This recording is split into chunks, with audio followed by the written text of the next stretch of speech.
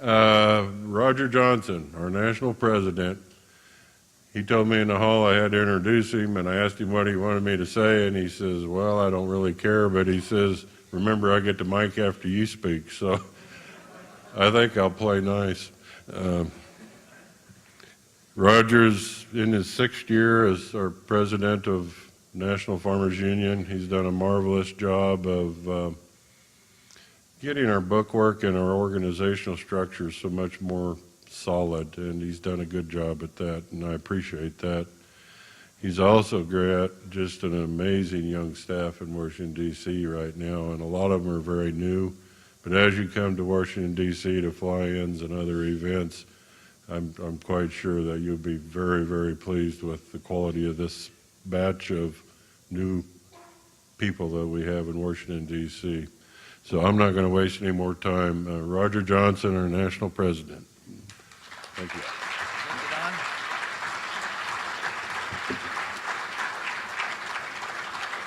Thank you.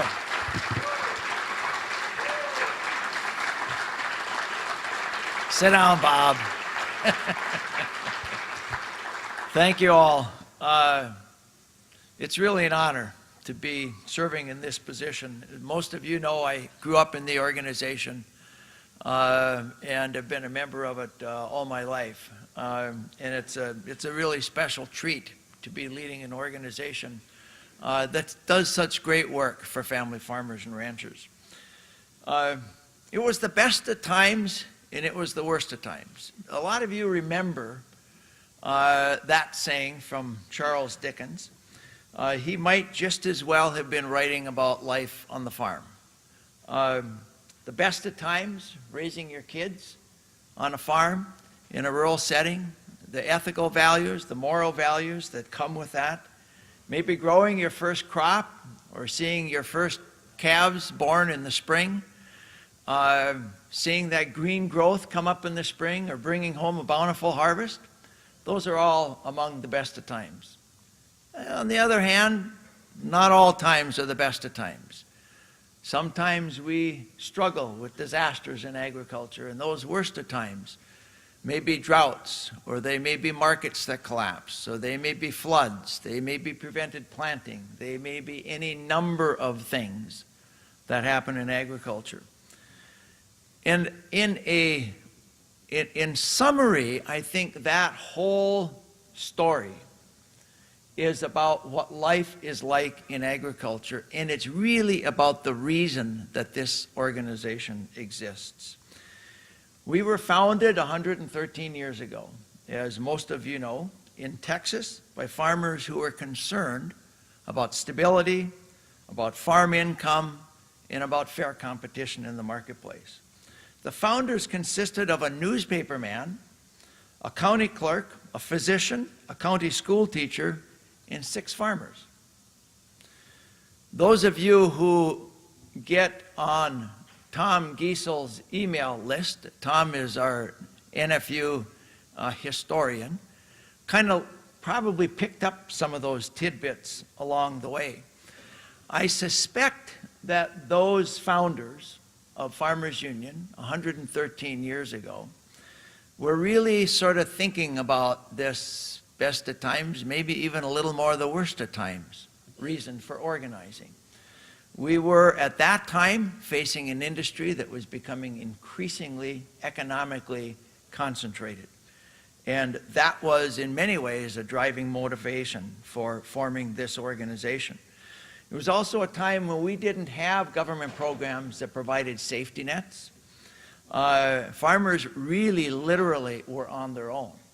And if there were going to be help, if there was going to be help provided, they had to organize and provide it themselves.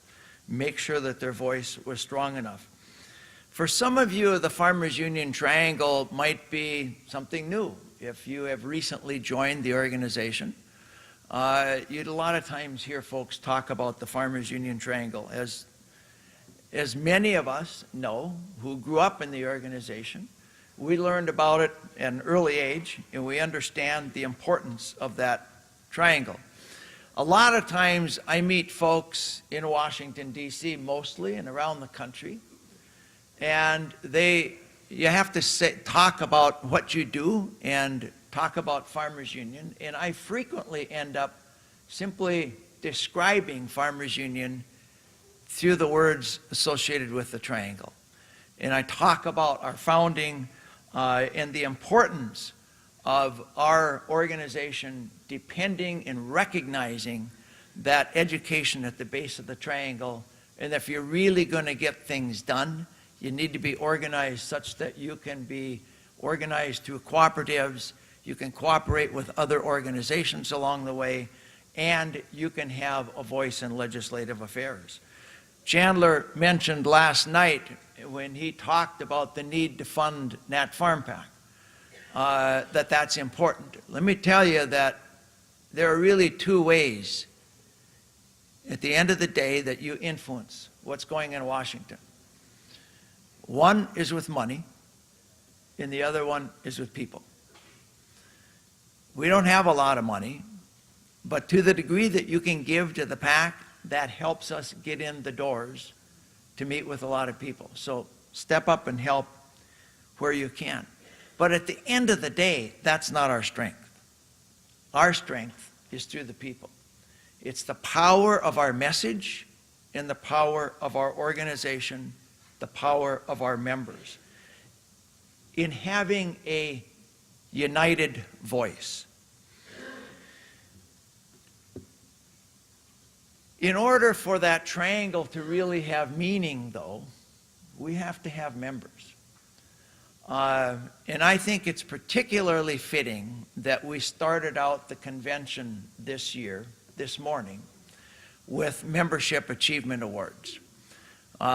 Because no organization, despite how wise we may be, how pure we may be, how well we may speak truth to power, has much chance of making an impact unless you have members standing behind you who are willing to help make that impact. And if we are to continue to effect change in Washington, D.C., or each of you in your respective state capitals, the more members you have, the stronger your voice, the more likely it is that the voice of agriculture, and in particular of family farm agriculture, is going to be heard in the halls of power. Most of you know that farmers in this country represent fewer than 2% of the population. And many of us in agriculture frequently lament the fact that we are such a small part of the population, and people just don't understand what's going on in agriculture and on the farm. But let me tell you, that's not the end of the story. The real story is that the voices for family farm agriculture are far fewer than that 2%. And as much as agriculture needs to have an outsized voice, folks who represent family farmers, ranchers, fishermen, and other folk who work for a living on our farms and ranches and rural communities absolutely need the voice of National Farmers Union in order for our interest to be adequately represented and dealt with in the halls of power. Now, I do want to talk a little bit more about membership because it is so key to us having a strong voice. As you watch these award recipients cross the stage earlier this morning, you may not have noted that 18 different states in our organization, we're organized in just over 30, 18 states actually saw a growth in membership last year. That's pretty cool. That's pretty cool.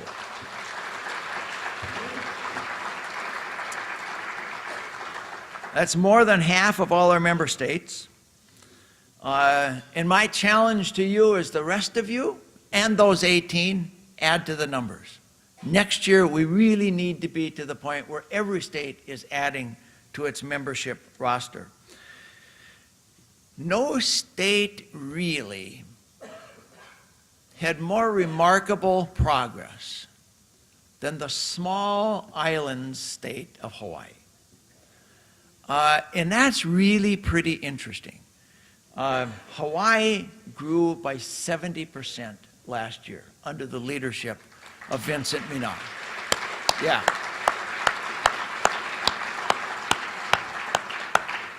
That's pretty awesome. They have a goal of getting a charter in the next several years. And if they keep growing at the rate that they're growing, they will have that charter. I look forward to the day when that can happen. In addition to that, we have a bunch of states who have celebrated or are celebrating their 100th year anniversary. This year, Montana, Iowa, and South Dakota will be celebrating their 100th, their centennial. Just recently, the states of Arkansas, Nebraska, Oklahoma, Rocky Mountain, and Texas all have celebrated a centennial. And so we've got strong states with a huge, long history, and we've also got strong, new, growing states among our membership. And that's what it takes for a vibrant organization. So membership growth, by the way, is the #1 priority that the National Board of Directors has established in terms of a strategic plan for National Farmers Union. Last year, we reorganized the Northwest into a Northwest Regional Division. Kent Wright and his wife Tiffany, Kent is the president of the Northwest Farmers Union. It's Idaho, Oregon, and Washington. Came out of the Beginning Farmer Institute, young, vibrant leader. We're making progress up there in adding members in an area of the country where we don't have a strong footprint, and we need that strong footprint. We also have a major initiative that's been underway for several years now in what we affectionately call the Hastings State. The Hastings states are the 6 states in the footprint of Hastings Mutual Insurance. I don't know if Carl Likely is in the room here, but I know the Hastings folks have a booth out here. These are states where Farmers Union Insurance used to be and no longer has a presence. And so we've put a special emphasis on partnering up with Hastings. Those states are Iowa, Indiana, and Illinois, Michigan, Ohio, and Wisconsin. In the last couple of years, we've added more than 1,000 new members in that 6-state footprint. So congratulations to the Hastings states as well. And if there's anything that I'm really excited about in terms of increased growth opportunity, both in membership and in the financial stability of the organization, it's in our traditional Midwest footprint states where we have Farmers Union agencies. Up and down the Plain states, Rocky, you know who you are, but in those agency states where we have a long time history of having Farmers Union Insurance being an important part of the member benefit and the reason for folks to be members of this organization, we now have a renewed interest on the part of the owner of the National Farmers Union Insurance Company, which is QBE. In the 6 years I've been here, and I know for a fact many years before, there was no interest in growing the insurance operations held by QBE. And in fact, in the time I've been here, every conversation until recently was about, we're going to get out of this state, or we're going to get out of this line of business. And it was all about shrinking the insurance footprint. That's changed. For those of you who might pay attention to what goes on in the insurance industry, QBE is a large international company headquartered in Australia, and they had some very difficult financial years, and frankly, all of the leadership changed from the very top, way down under, to every major decision maker in the New York office of this conglomerate. And the new management has an intense focus on helping grow Farmers Union Insurance. In fact, they have just announced that they are rebranding QBE Insurance, which for years they've taken Farmers Union Insurance and sent it out to you as though it were QBE. They're bringing back the Farmers Union brand as part of that insurance initiative. That's something pretty exciting. And this year at this convention, we have a new series of membership benefit offerings that are being provided. The North Dakota Farmers Union Service Association and the North Dakota operations are entering into agreements with some major insurance providers that will be made available. We're still in the process of developing, but the first tranche of these membership benefits will be available, and they're actually signing up for them right now. The state presidents will be able to, they'll be available around the whole country. Every state where we have a presence, the state organizations need to enter into an agreement, and these products will be available online. And we think it has the potential to be a major growth opportunity for membership growth and provide some bit of additional financial income to the states that participate as well, because they are sharing the commissions that are received as a part of the sales that are made in each respective state with the state organizations and with national. And that's just rolling out right now. So we really are, I think, an organization that is driving for the future of agriculture in many, many ways. And I'm very, very excited to make a number of these announcements. Having said that, we still need more members.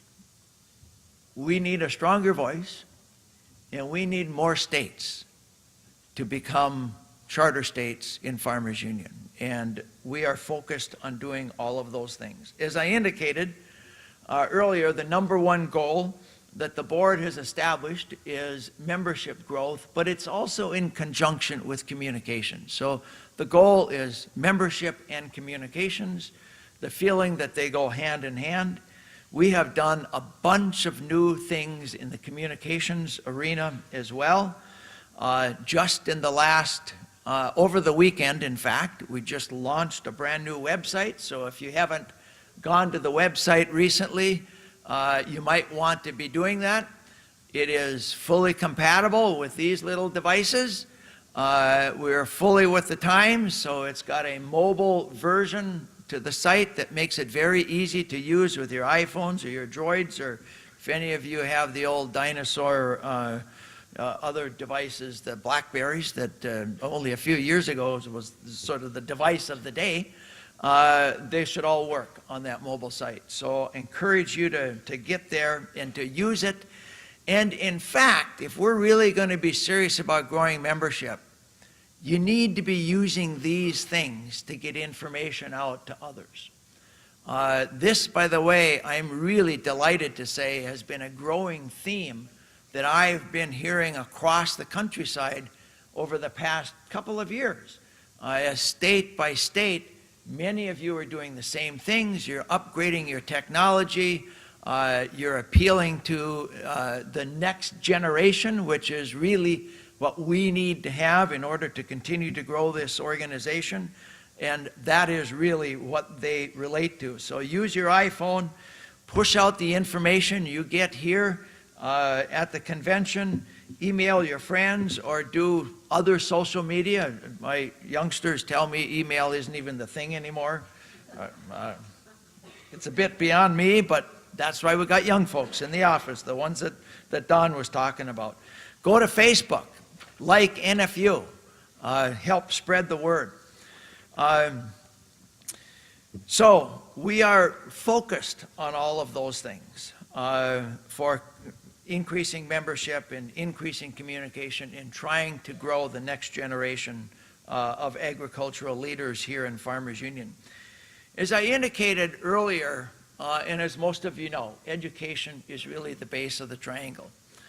And I want to talk just a little bit about what's going on there, because when I came to this position 6 years ago, on the national level, the education programs had gradually shrunk, I think over a period of years, largely because there were concerns about finances and the budget. The economy had collapsed right before I got here. Times were difficult in many ways and in the organization. We have put a lot of effort into rebuilding those programs. I strongly encourage you to go to the foundation event this evening and spend wildly, because we have made a lot of growth in these areas and we need the income to keep up with the growth. Where we had part of a part-time employee when I arrived, we now have 2 full-time employees working on education on the national level and with the foundation. What do? They do original curriculum development, and an inherently important part of that curriculum every single year is about cooperatives. One of the other sides of the triangle. Every kid that goes to camp organizes a cooperative. They organize it, they operate it, and they disband it by the end of camp. We teach, we live, we breathe the cooperative business organization. And it is immensely successful, as you heard from William Nelson earlier this morning. So we pay a lot of attention to that through our education programs, but we also do a bunch of leadership development work. The All States Camp that is out in Colorado is a premier leadership development camp. We've been operating that for many, many, many years, and many of you in the audience I know are All-State alum. We have the National Youth Advisory Council. You see a number of those coming around. In fact, later this morning you'll hear from some of them. These are really the elite of the elite. These are the leaders of the leaders at the camp. And we need to continue to figure out ways to keep engaging with them so that they can be a continuing, growing part of this organization in the years to come. So how do we do that? Well, one of the ways we do that is we also have been very active in growing the College Conference on Cooperatives. As these kids move through high school and on to college, we want to stay in touch with them. And so the College Conference on Cooperatives has become an enormously successful program, been operating out of Minneapolis for a number of years. They had 150 kids, I shouldn't say kids, young adults, college students, at it exclusively for the purpose of learning about cooperatives. This year, we're going to have another college conference on cooperatives out in the Northeast. And next year, maybe even end of this year, who knows? We've got funding that we're putting in place to do another college conference on cooperatives in the Northwest. So we are growing these programs because these are the folks that are going to be an important part of our future. We have created a Beginning Farmer Institute, and that is an organization or an entity that's now in its 5th year. Applications are open right now. It's been enormously successful. It's being conducted in many ways in conjunction and alongside of a lot of those similar kinds of things that many of you in particular in the larger states are doing as well, as you are putting together a series of events, trainings, opportunities for the next generation to come in and learn about Farmers Union and become leaders in this organization and in this industry. We reinstituted the Women's Conference in the last couple of years and are looking at how that ought to be changed in order to better coordinate with the things that you are doing in the States so we can put these opportunities together for women leaders as well. Later in the convention, we'll be honoring Robert Carlson, who was the first president of the World Farmers Organization, former North Dakota Farmers Union president. And the World Farmers Organization has become an important part of what we do in this organization as well. We offer scholarships. Last year was the International Year of Family Farming, declared by the United Nations. Robert was a key person in that, through the WFO, through the UN, and National Farmers Union was the lead organization in the United States to get the message out about the International Year of Family Farming. So there are a lot of things that we're doing with respect to education and with respect to cooperatives that are very, very important. I would be remiss if I didn't highlight a couple of folks. Maria Miller, who is the executive director of the foundation. I'm not sure if she's in the crowd or not. She is someplace there, down here. And Sarah Campbell, also with the foundation.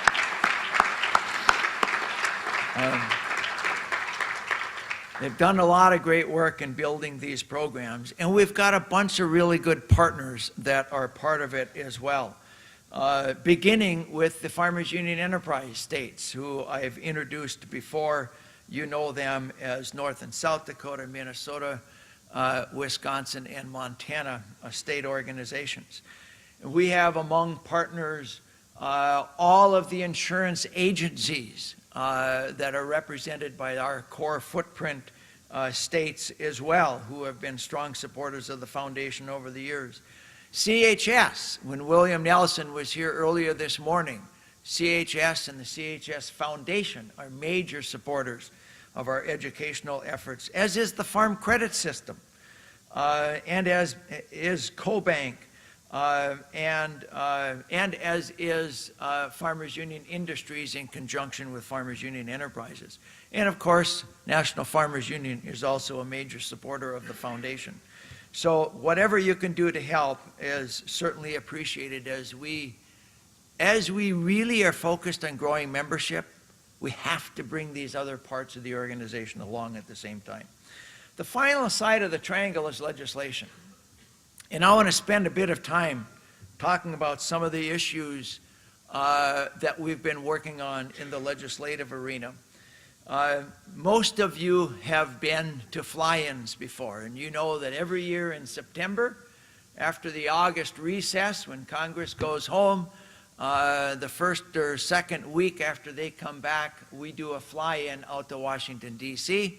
We get 250 or 300 members to come out there, and we visit every single office in the House and in the Senate. And we visit with many of the folks in the administration. We routinely end up with meetings at the White House and at USDA as we try to make sure that folks who are making decisions in Washington, D.C. understand who we are and what we stand for. And the what we stand for piece, we make clear to them, is decided exclusively by folks like you, not folks like me. We are a grassroots-driven organization, and the most important part of this convention, as is true for all conventions, is the development and creation of that policy that determines what the positions are that we take. So if you've not done a fly-in, strongly encourage you to do it. It's an eye-opening experience, and you really cannot drive the future of agriculture without a legislative agenda in today's day and age. Last year, we got a farm bill adopted, and I spent a lot of time talking about this last year at the convention, so I'm not going to spend much time revisiting this year, except to say folks in Washington need to be reminded of a couple of things. That farm bill took a long time, 3 years, to get passed. And at the end of the day, it was a farm bill that was passed that had $23 billion of savings associated with it. Why is that important today? Because today, there are folks in Congress who continue to go down this wrong-headed path of saying, we need more and more and more sequestration. We need to cut deeper and deeper and deeper into important safety net programs across the country and in agriculture. And they likely are going to go back to the ag committees and ask for more money. And you know what? When the Farm Bill was passed, we gave. And every other interest in Washington did not, because they didn't pass the kind of budgetary savings through legislation that agriculture did. So we've done our share, more than done our share, and we need to remind our friends in Congress of that fact. We also know, and you are experiencing this across the country, that while we provided expansion in crop insurance, in the types of policies and places where crop insurance will be offered, because the market has collapsed, the value of those policies has gone down significantly. And there are long knives out to cut crop insurance. I'm here to tell you that you all know we are entering into a fairly difficult period financially in agriculture. After coming off of a number of years of strong market prices, we are now to the point where most major commodities, farmers are raising at or below cost of production. That's where we need safety nets. And this is not the time to be cutting crop insurance or cutting the other programs that were developed to provide those safety nets that really need to be designed to kick in two major circumstances: when disaster strikes or when the market collapses and stays collapsed for a long period of time. As it appears, we may well be entering into, particularly on the grains and some of the livestock side in agriculture today. We got a new dairy program passed. It wasn't everything we wanted, better than what we had, and it's certainly better than nothing. We got an energy title, again, as a part of the Farm Bill, which was important for a couple reasons. Not just for the programs that were contained in the energy title, but because it was another official expression of the fact that renewable energy in this country is important. And I'll talk a bit more about that later. We made a lot of changes to conservation programs. Money was cut, programs were tightened up, a number of programs were combined, the idea being that they might be more usable and more accessible for farmers. So if folks in Washington think that that's a good place to cut money, we already cut a lot of money out of conservation programs. We did modest expansions in research. And if we're going to continue to grow and innovate in this economy and in this industry in ways that benefit family farmers and consumers, cutting research is not a smart thing to do, as we have growing and expanding populations around the world, many of whom are hungry. So I mentioned earlier that the board sets priorities. And for this last year, the board established 3 major legislative priorities. Now, this is just in the legislative arena, so membership and communications are the #1 strategic planning goal. But with respect to legislative issues, 3 priorities. They were in the area of COOL, country of origin labeling, the renewable fuel standard, and trade. Let me take those each in turn. COOL. This has been a long-standing policy that Farmers Union has advocated for, argued for, ultimately got passed into law in the 2002 Farm Bill. It was never implemented until it was repassed into law in the 2008 Farm Bill. We were instrumental in having that renegotiated and passed in 2008.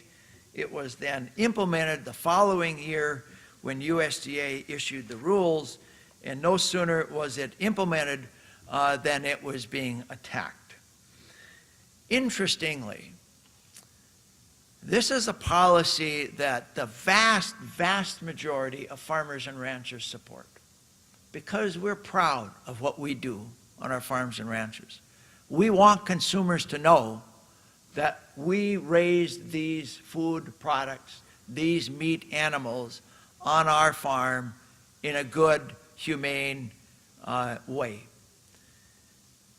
Consumers, by more than 90%, in 10 years of continuous survey data, have always strongly supported the notion of country of origin labeling.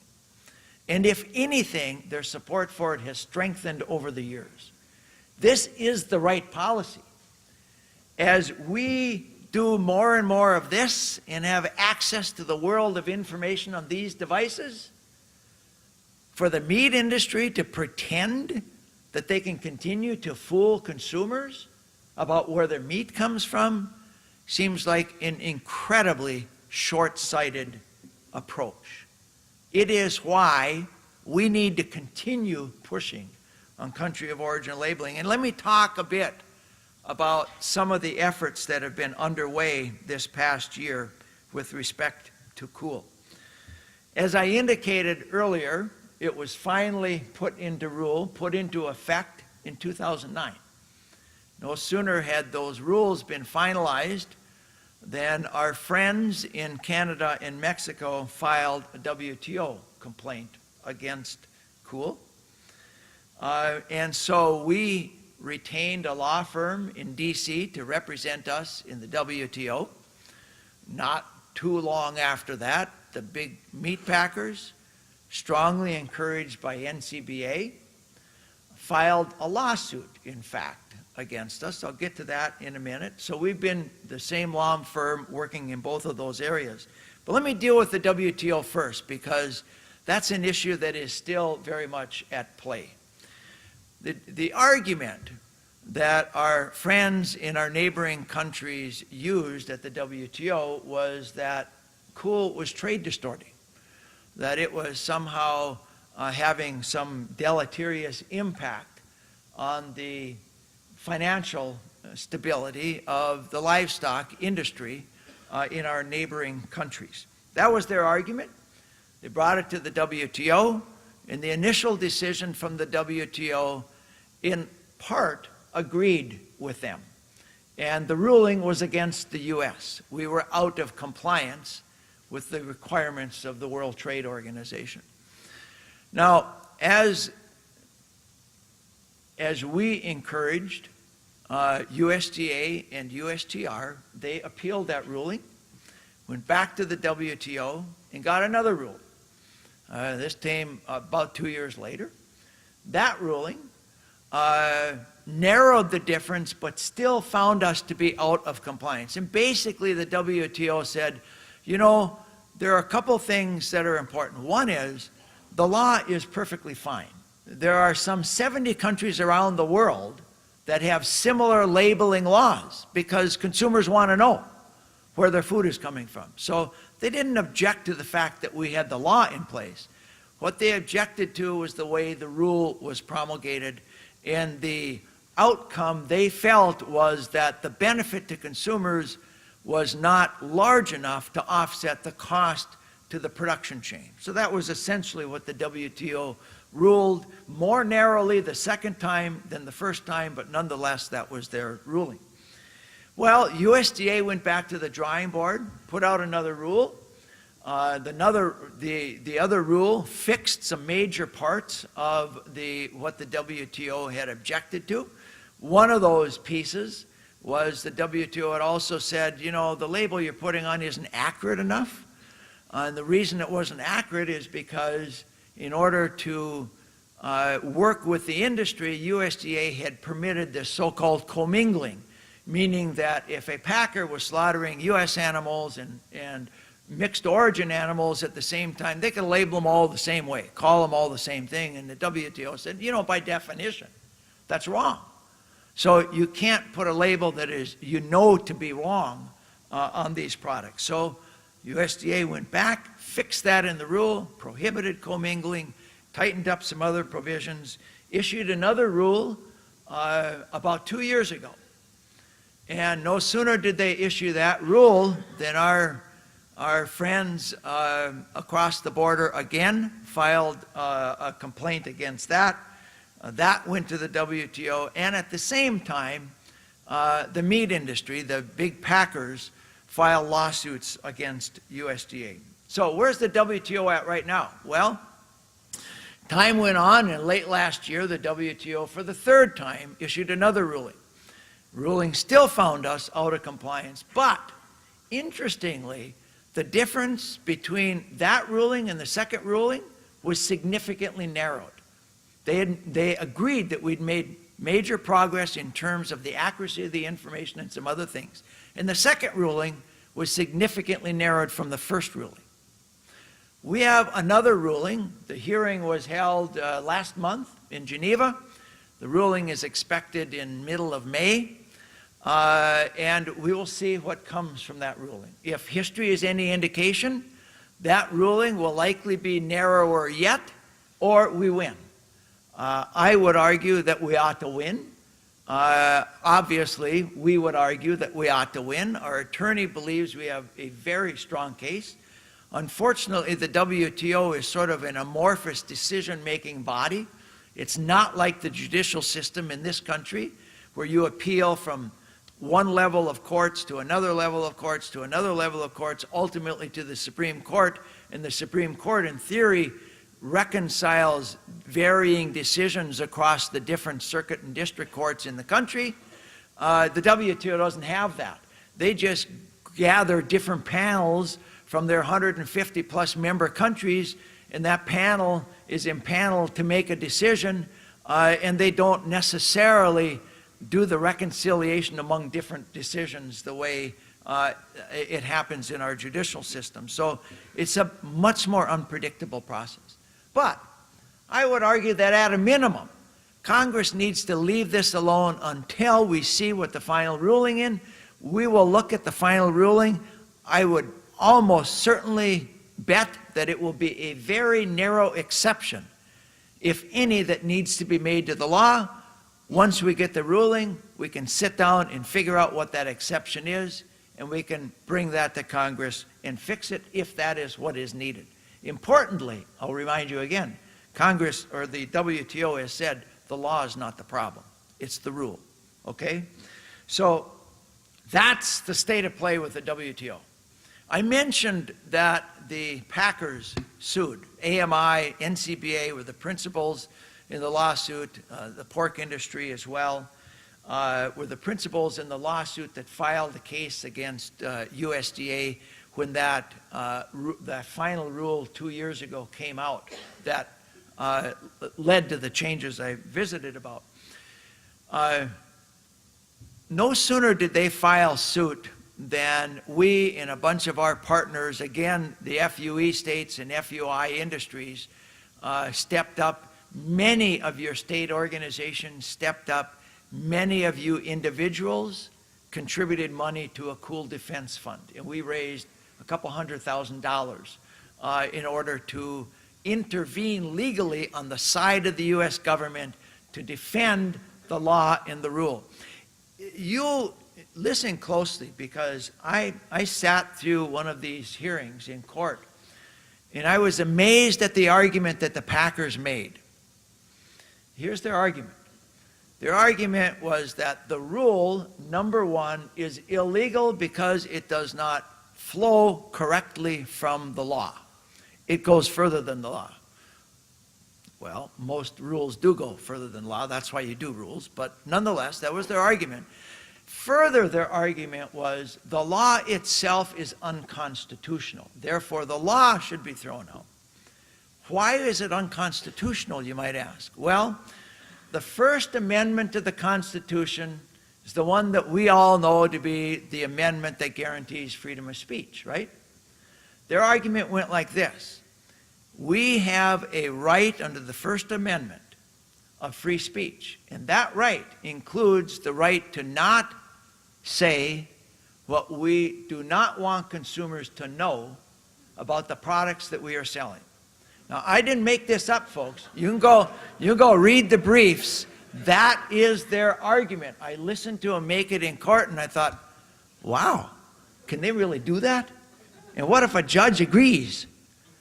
Well, fortunately, we've had 4 different judicial decisions since they first posed that argument. Every decision we won, hands down, and the lawsuit last month was dismissed. So we're done with that piece.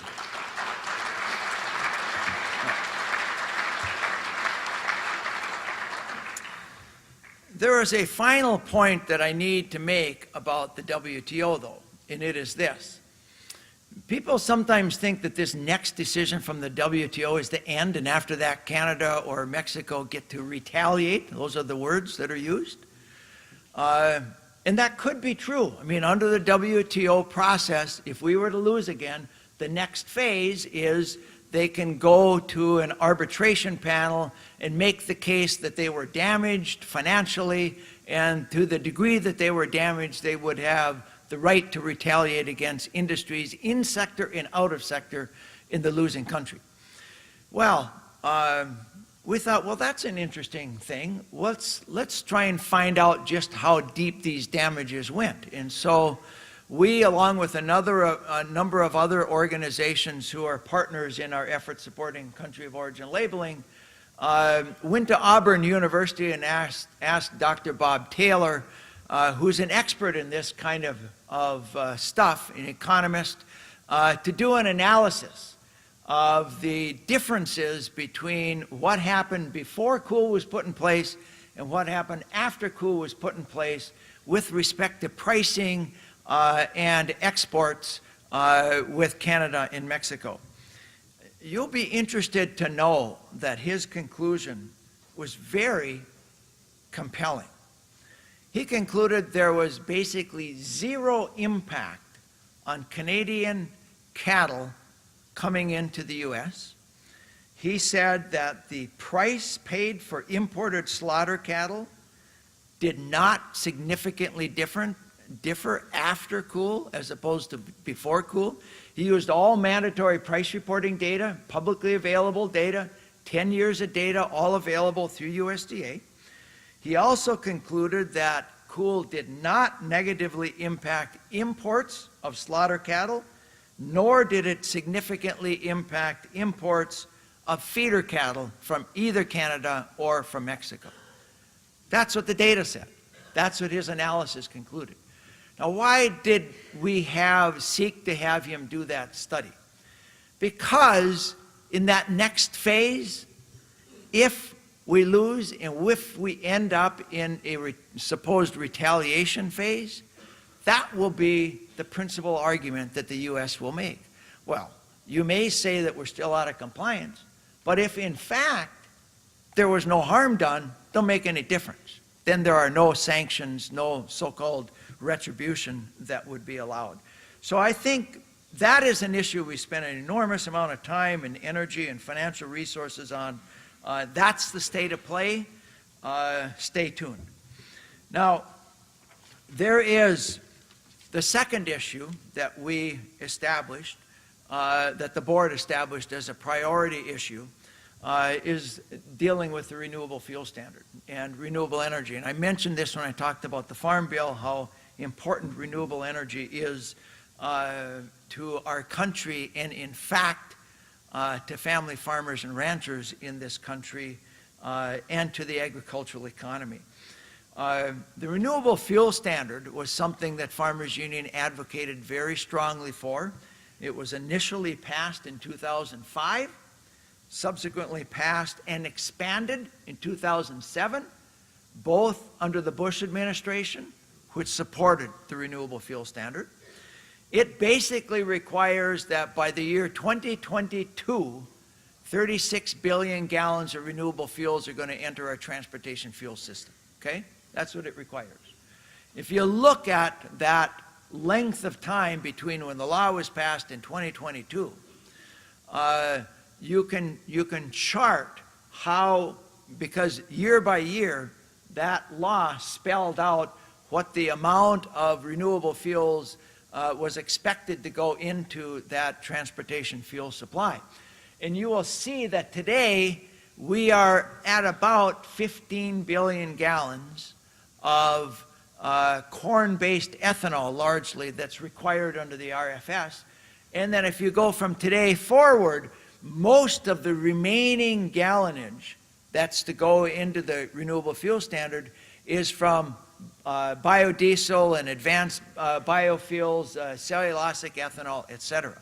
Why'd they do that? Because those latter ones are more difficult. They take more technology. the industry was less developed. And so they deliberately set forth a plan that says, we think we've got this ethanol thing pretty well perfected with corn and other similar feedstocks. We're going to build that out first, expand the technology, increase, perfect the technology, improve the technology, and as that happens, we think we'll be able to build the next generation on top of that. That was the theory. And frankly, it's a pretty darn good theory. Just in case the industry didn't develop as fast as Congress was wanting it to develop, the Congress also gave EPA a lever to adjust those numbers year by year to accommodate the development of the industry. So there was a safety valve, if you will, that was put in place. By the way, that's the biggest problem we have today, because EPA has really not put its finger on the safety valve, and I would encourage you tomorrow, Gina McCarthy, the administrator of EPA, is going to be speaking to us. You might want to think about asking her why she doesn't get off the duff and fix the RFS, announce the production targets for 2014. That year's over. We still don't have a number from EPA for 2014 or for 2015. Now, they're saying they're going to announce 3 years in a row at one time, but, you know, we're like halfway into this 3-year time period already, and it's resulted in enormous uncertainty to the growth of this new technology needed for development of the advanced biofuels industry. If there is anything that has really been a spark plug to grow the rural economy in the last couple of decades, I would argue it has been this industry. I see a bunch of bald and gray hairs out there, so you're about my age. I lived through the 80s. You did too. This was a difficult period for agriculture where lots of farmers went bankrupt, lots of foreclosure sales were held. It was a very stressful period of time. And coming out of the 80s, there was an enormous amount of effort that was put into trying to grow value-added agricultural industries in this country. At the time, in the mid-90s, I became Ag Commissioner in North Dakota, and we were at the front of a lot of those efforts of trying to grow the agricultural industry by adding new value-added, new generation co-ops, new LLP, you name it. We did everything. There was one year where we had over 100 new business startups that we were working with to try and bring hope and new income opportunities to rural America just in North Dakota. Of all of those, 90+% of them failed. That's typical, actually, for new businesses. New businesses frequently fail.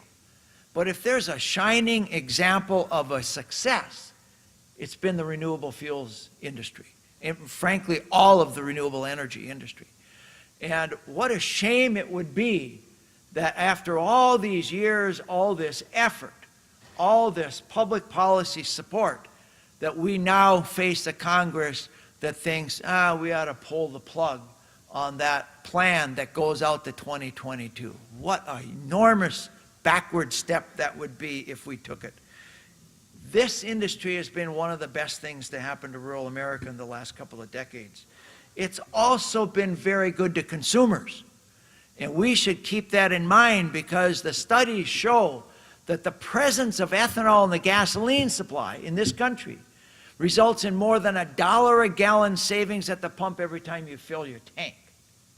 That's not just on ethanol, that's on gasoline that doesn't even have ethanol in it. You save on that too, because guess what? Ethanol has become a major competitor to the petroleum industry, and that competition pushes prices lower. That $1 a gallon for a family of 4 is over $800 a year of savings to their family budget. For farmers who have high fuel bills, it's a whole lot more than that. So we should be celebrating the success of this policy, not just because it's good for rural America and it's good for consumers, it's also good for the environment. And if there's an organization in this country on agriculture that has ever stood for doing the right things by the environment and taking a long view of what we ought to do to protect Mother Earth, it's been this organization. We were at the forefront of arguing for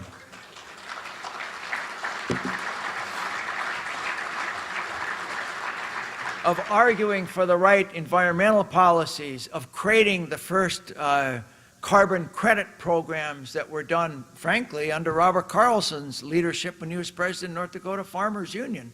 That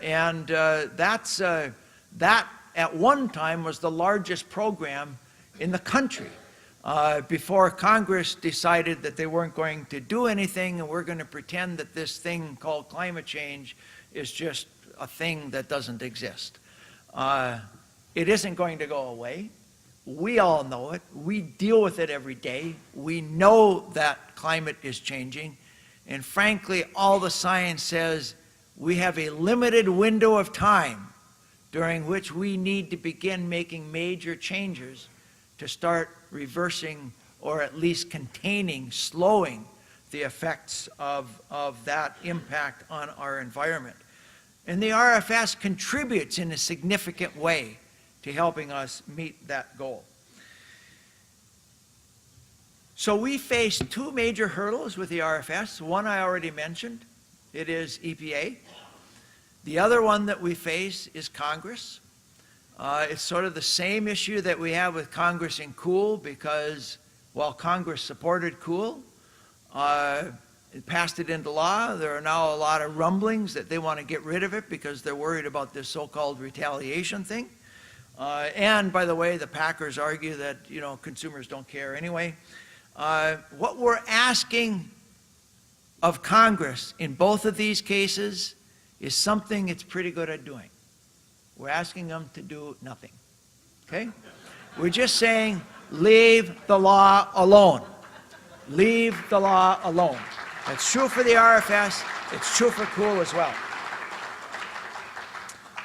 Finally, trade was the third major priority that was established. Last year at this convention, you all adopted a policy opposing fast track and opposing the Trans-Pacific Partnership, TPP. Frankly, it was the right decision that this organization made for some very simple reasons and for some more complicated reasons. But let me just give you the simple ones. My training when I went through college was in economics. And so I tend, unlike Temple Grandin, I tend to like numbers, look at numbers, they make sense to me. Words, that's a little different story. Pictures, way different story. Numbers make sense. They're discrete, you can add them, you can subtract them, you can multiply, you can divide them, and at the end of the day, you can come to a conclusion with them that's very factual. Well, let me give you some of the numbers with respect to trade. Since 40 years ago, this country, as we entered into this supposed free trade era in the U.S., and we were leading the world in pushing for supposed free trade, about 40 years ago, every year since then, the deficit that we incur with respect to trade in this country has grown deeper. Now, there are some economists out there who argue that, well, that's not all that important. There are a lot of economists that argue that is really, really important. Why is that important? Because it's an equation. It's a mathematical certainty, okay? The economy in any country, generally referred to as GDP, is equal to the sum of the different component parts of the economy and the economic activity within them, okay? The biggest chunk of our GDP in this country is consumption. It's what you and I do when we buy stuff, consumption. It's higher than it ought to be, frankly, for most national economies. It's close to 70% of our total economy. So when consumers quit buying, it has a big negative impact on growth in this country, okay? Consumption. Investment is the next big chunk. Investment, that's what you do when you buy new stuff, that lasts more than a year, okay? Machinery, equipment, cattle, buildings, that kind of stuff. Investment, you invest for the future. That is added to consumption, along with government spending. A lot of folks want to criticize the fact that the government's spending money. Frankly, most economists come to the same conclusion. When the economy is in trouble because of consumption going down, because of consumer spending retracting, that's a chance where the government needs to stretch a bit, spend a little more to make up some of that slack, to lessen the depth of the recession that you're likely to go into, okay? So government spending is another big component. The final component has to do with imports and exports, and it's net exports. So if you think about this, if you export a bunch of stuff, that's a very, very good thing. In agriculture, we're very proud of the fact that we have a trade surplus in the U.S. every year and have for many, many, many years. That's a very, very good thing. That means we sell more stuff from agriculture in the U.S. to the rest of the world than we buy from the rest of the world in agricultural product. That's a good thing. Problem is, agriculture is a small part of the U.S. economy, and the rest of the economy buys way more stuff than we sell.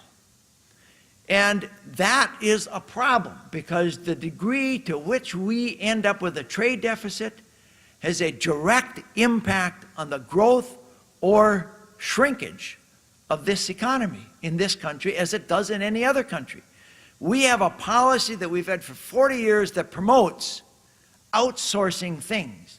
It promotes buying more stuff and selling less stuff. And that's the wrong policy. Frankly, we ought to have a trade policy a directive from Congress to our trade negotiators that says, we want you to balance trade over time, not continue to dig the hole deeper and deeper and deeper. Why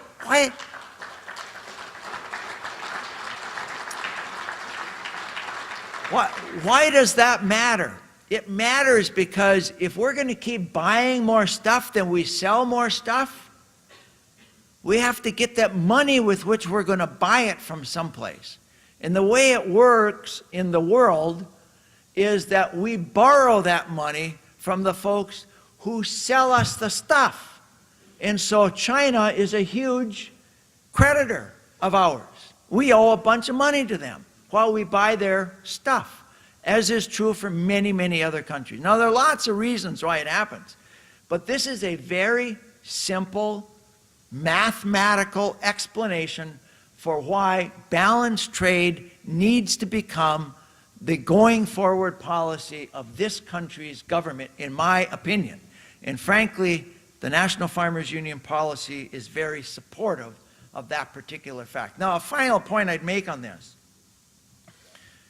is that this is a place where we are differing with our friends in the White House and with a number of our friends in Congress. It is a bipartisan issue. We have a Democratic White House that is wanting fast track and wanting TPP. We have most of the Republicans in Congress who are on the same page, most of the Democrats in Congress opposing it. And so this is going to be quite an interesting fight to see whether it materializes or not, and I suspect it's going to be a very close fight at the end of the day. One of the arguments that I suspect folks will be making is that besides this sort of deep in the economic weeds stuff that I might have been talking to you about is, well, let's just look at some of the other agreements. Surely they must give us some really good positive news. The last big one that we entered into was the Korean agreement, almost exactly 3 years ago from today. And if you look at the results of Korea, what we had promised was we were going to export more stuff, import less stuff. We were going to pick up jobs from Korea. What do the results say? Well, there's going to be a big press conference tomorrow that talks about the results, but I'll give you a little hint. It didn't happen. What we see with Korea in the last 3 years is the deepest trade deficit we've had with Korea in our history. After we signed the agreement that was supposedly going to help us go the other way. And as a direct result of that, tens of thousands of jobs that left the U.S. as a direct result of the Korean agreement. By some economic measurements, 5 million manufacturing and other jobs in the U.S. have left as a direct result of the trade deficit that we have. And let me tell you why that is the case, because the final number I'll give you is this. Our trade deficit last year was right at about $500 billion, okay? $500 billion. That's a big hole.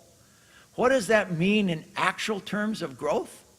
Well, most of you know that if the GDP is growing by 3 or 4 or 5 or 6% annually, that's a pretty good thing, right? That's generally results in close to full employment, rising wages, the next generation's got a hope of living a better life than the previous generation, et cetera, et cetera. We just came through a recession about 5 years ago. That recession, we actually had negative growth of just around 1 to 2%. The trade deficit, by the way, during the depth of the recession was 4 points negative. We'd have been growing. We never would have had a recession had we had balanced trade. Today, balanced trade would bring 3 additional percentage points to the bottom line in GDP. That's huge.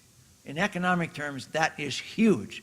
The difference between 2% growth and 5% growth is the difference between large unemployment and really economically stated full employment in a growing economy. So we're on the right side of this issue. I think, frankly, we're in the same position with Congress. We're going to ask them, in this case, to do the same thing that we want them to do with COOL and the RFS. What they're best at doing in recent years is nothing. And that's what we want them to do, just nothing. You don't have to do a thing. You don't have to, you can do what you want, but you don't have to pass either bill. And frankly, in the political environment in which we exist in Congress today, having that kind of a very simple ask, and I don't mean it in a pejorative fashion, I mean you need to have a very simple ask when you ask 535 different decision makers what to do. To ask them to leave it alone is the best position you can be in. So we are, I think, positioned quite well in all 3 of these major issues. Well, there are a bunch of other issues that we work on as well, and I'm not going to dwell on them except to mention that in the last couple of years, particularly in the upper Midwest, we spent a lot of time working on rail issues, and I know it remains a real problem, something that we're going to be focusing on for some time to come, just for a whole bunch of reasons. I mean, it takes a long time to build the railroad system, and capacity needs to be increased significantly.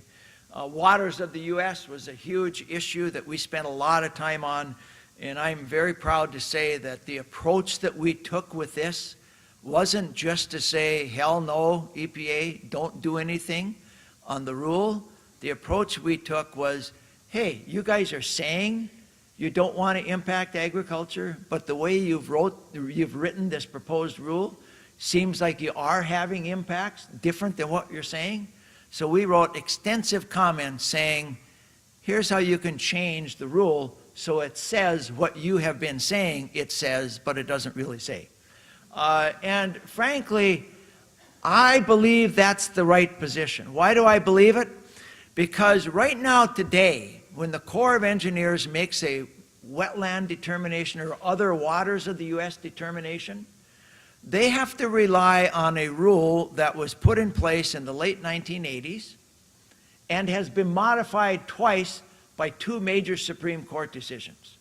So the rule that they have in front of them, they know isn't right, but they have to use it. So they look at it, they look at these 2 Supreme Court decisions, and every justice writes something different in the decision, and they come frequently to split opinions, and they try and figure out what in the world the decision is going to be. And so, as you can imagine, if you're a public servant in that position, what do? You behave more conservatively than you might otherwise, because you want to protect against getting sued for something. And so we don't get good decisions. And many of us in agriculture have asked for a long time for EPA to get a new rule out that complies with the Supreme Court decisions. Whether this will in fact do that or not, nobody knows. But this we do know. This administration is in the last 2 years of its administration. Every other administration in the last 2 years of its administration, second-term president, puts out a whole bunch of rules. You can scream and holler all you want. Most of the time, those rules go through because the administration's on its way out. They want to leave a legacy, whether it's Obama or Bush or Clinton or Bush, or you go all the way back as far as you want, it doesn't matter. That same sort of political desire is there. So our judgment was, we might say just throw this away and stay with the status quo, which isn't very good, or we might just presume that what if they really push this thing through? We at least want to try and help nudge it in the right direction. So that's the decision that we made. I know it's been controversial, but it is a hot issue, and I would encourage you, if you have questions on this, Gina McCarthy's going to be here tomorrow. She's the one to talk to about it, probably not me. Finally, the last thing I want to report on just briefly is the beef checkoff, because I know that that's been a hot issue out there. And let me just summarize it this way. We don't have a position that says we oppose the beef checkoff in this organization. We have a position that says checkoffs need to be used for legitimate purposes. Checkoffs should be used to promote that industry. They should be used for research and development. They should absolutely not be used for political purposes.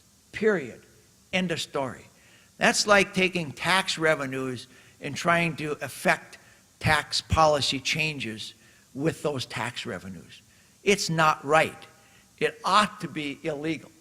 And every other checkoff organization in the country has separated from their checkoff their policy-making organization.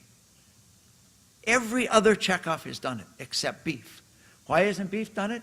Because NCBA's got in control of all the levers. They basically control where all the money is spent, and 90+% of the money goes to NCBA. Why wouldn't you like that deal? So they fight tooth and nail to protect that system. I don't know when it's going to change, but I am here to say that I believe that the Farmers Union position on this is right. It's principled. It's not saying we don't want a beef checkoff. It's not even saying we wouldn't support an increase in the checkoff, but it is saying you can't use an organization that's making decisions over how all those checkoff dollars are being spent and then turning around and receiving those dollars and then arguing against us. And in fact, they argued against us on cool. They sued us on cool. They lobbied against us on the renewable fuel standard. They even lobbied against us on the farm bill, on the last farm bill, because it didn't get cool. And, they have every right, in my opinion, they have every right to take all those positions and to lobby to their heart's content.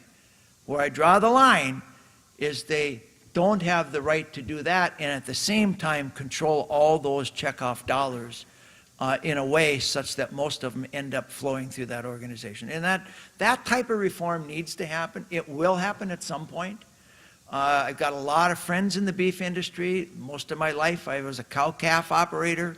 I get this. I like to promote my business, but they need to clean up their house, in my opinion. Finally,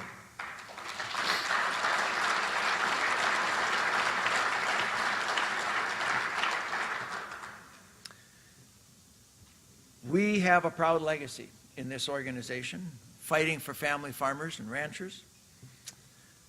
We are growing. We're adding membership.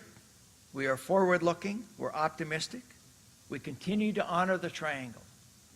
And I think that will be our guiding star as we go forward. We are focusing on the next generation. We're building leaders, all of which needs to happen in order to continue to grow this organization. As an optimistic organization of family farmers and ranchers, we are up to the challenge of making a better, more socially just, and profitable environment for farming and ranching in the U.S. We are proud of this. We've been in it for the long haul. We've been in it for 113 years, and in my judgment, we're going to be here for at least another 113 years. Thank you.